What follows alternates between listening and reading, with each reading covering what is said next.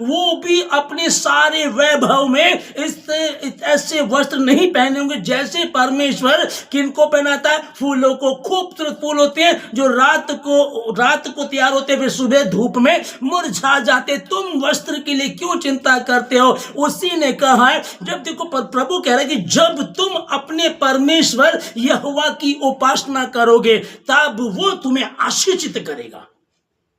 मैं, है ना, 26 में लिखा है कि तेरे देश में ना तो कोई भांज होगी और ना किसी का गर्भ गिरेगा, मैं तेरी आयु को पूरा करूंगा।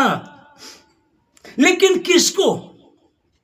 भजन संहिता 1 अध्याय में हम लोग पढ़ते हैं, जो 1 अध्याय में 1 से 4 तक एक व्यक्ति है जिसकी प्रशंसा वो कर रहा है कि क्या ही धन्य है वह मनुष्य, वह पुरुष, वह मनुष्य जो यहोवा की आज्ञाओं से प्रसन्न होता है, ठट्टा करने वालों की मंडली में नहीं बैठता है, चुगलखोर लोगों के साथ नहीं रहता। वो किसके समान होगा? वो अपनी ऋतु में पनपेगा। वो जल धाराओं के किनारे लगाए गए वृक्ष के समान होगा जो अपनी ऋतु में पनपेंगे। ठंड बहुत ज्यादा है, आपको नहीं लगेगी, आप अपनी ऋतु में चलते जाएंगे। गर्मी बहुत ज्यादा, आपको दिन में जो घमौरियां होती है वो आपको नहीं लगेगी। ठंड आपको सता ना सकेगी। लेकिन जैसा तेरा विश्वास, अब तो जनवरी का महीना है, बड़ा ठंड का महीना है, चलो थोड़ा ब्रेक ले लेते हैं, है ना। 9 बजे मीटिंग शुरू होती है, 10 बज जाता है, उसके बाद कब सोएंगे, कब उठेंगे, ठंड बहुत ज्यादा। ये बहुत सारी बातें हमको मसीह के प्रेम से अलग कर देती हैं। ये बहुत सारी बातें हमको मसीह के प्रेम से अलग कर देती हैं। बस इसी पे विचार करना है। हम करें, परमेश्वर मुझको सद्बुद्धि दे। खुदावन दिन बुरे हैं, समय बहुत थोड़ा है ना, तो समय का सदुपयोग करे। बहुमूल्य समय है, सदुपयोग करे। खेत पक्के हैं, मजदूर थोड़े हैं, हर तरफ हाहाकार मचा हुआ है, अंत का समय है, खुदावंद का आना नजदीक है। हम ब्रेक ले रहे हैं, कहीं उसने 1 सेकंड का ब्रेक ले लिया ना, हे प्रभु दरवाजा खोल, हम आ गई हैं। कहां गई थी? अरे वो ऑयल तैयार नहीं था। हम मशाल तो लेकर चली थी लेकिन कुप्पियों में नहीं था है ना। मशाल तो लेकर के चली थी, कुप्पियों में लेकर के नहीं चली। प्रभु दरवाजा खोल। प्रभु ने कहा मैंने तुम्हें कभी भी नहीं जाना। क्या ही धन्य है जिसका परमेश्वर उनको वैसे ही देखे, वो रात को पाए जाए प्रार्थना करते हुए। भोर को प्रार्थना, रात को प्रार्थना, ऑफिस में प्रार्थना। मतलब ऐसा नहीं कि आप काम धंधा छोड़ करके बस साधु संत बन जाएं, ऐसा नहीं है, पर आप मनन करते रहें। हे मेरे मन यहोवा को धन्य कह, है ना। हम जब ऐसा करेंगे निश्चय खुद आपको आशीषित करेगा और प्रभु आप लोगों को बहुत बहुत बरकत दे। मैं फिर यही कहूंगा कि कौन हमको मसीह के प्रेम से अलग कर सकता? कोई नहीं कर सकता। पता कौन करेगा? वही जिसे आप आईने में रोज देखते, वही आपको आपके परमेश्वर से अलग कर सकता। दूसरा कोई आपको अलग नहीं कर सकता। इसलिए ध्यान रखिएगा, मन तो असाध्य रोगों से ग्रस्त है। हालेलुया।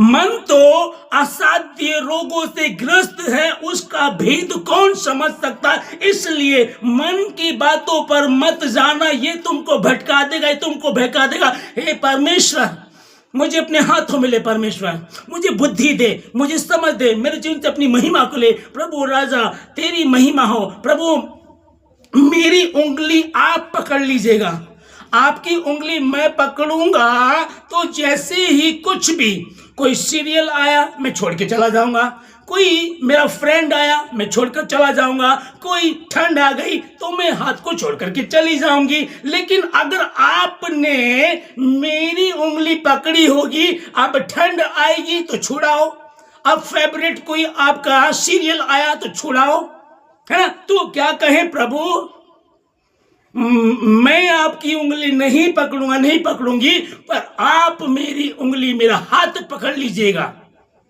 ताकि जब मैं भटकूं, ठंड सता रही है, गर्मी सता रही है, शादी है, रिसेप्शन है, नहीं प्रभु मेरा खुदा परमेश्वर कुछ भी हो जाए, पर तुझसे मैं अलग ना होने पाऊं। प्रभु राजा तुझसे मैं अलग ना होने पाऊं। परमेश्वर तू मेरी सहायता कर, तू मेरे जीवन से अपनी महिमा को ले, जाने जाने में गलती क्षमा कर दे, जो गलती क्षमा कर दे। प्रभु तेरा धन्यवाद।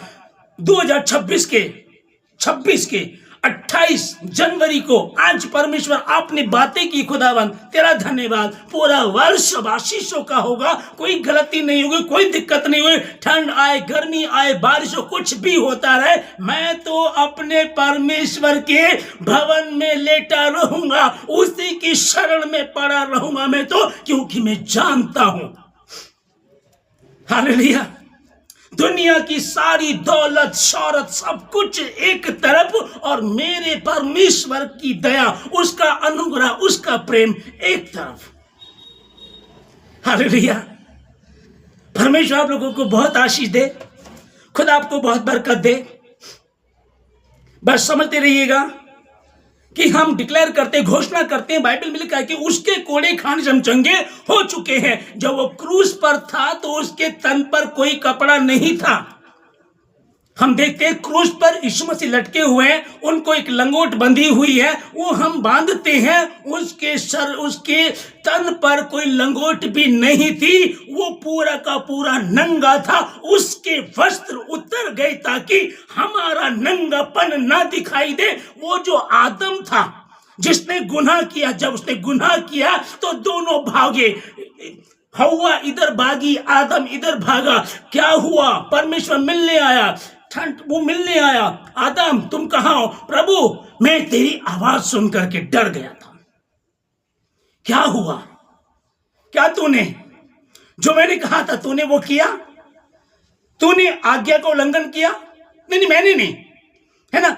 आगे आप जानते हैं एलिगेशन एक दूसरे पे लगाया जा रहा है। जो नंगापन वहां हुआ था वो नंगापन का खत्म कर दिया, उसके कपड़े उतरे ताकि हमारे तन पर कपड़े रहे, हमें शर्मिंदगी ना हो। हमारी शर्मिंदगी को मिटाने के लिए वो शर्मिंदा हो गया, वो नंगा हो गया। कौन हमको मसीह के प्रेम से अलग कर सकता है? ये पौलुस बोल रहा है, ये पौलुस लिख रहा है, वो जीवन के एक्सपीरियंस को लिख रहा है। पैसा, दौलत, बिजनेस, नौकरी सब साइड में, पहले मेरा खुदा, उसने जान लिया यहां कुछ नहीं है। इसलिए वो कह रहे कि क्या अकाल, गहराई, ऊंचाई, नंगाई, तलवार, गर्दन काट देंगे। काट दो यार। जीना मेरे लिए मसीह और मरना मेरे लिए लाभ होगा। मरना मार दीजिएगा, हम तो तैयार हैं। कौन हमको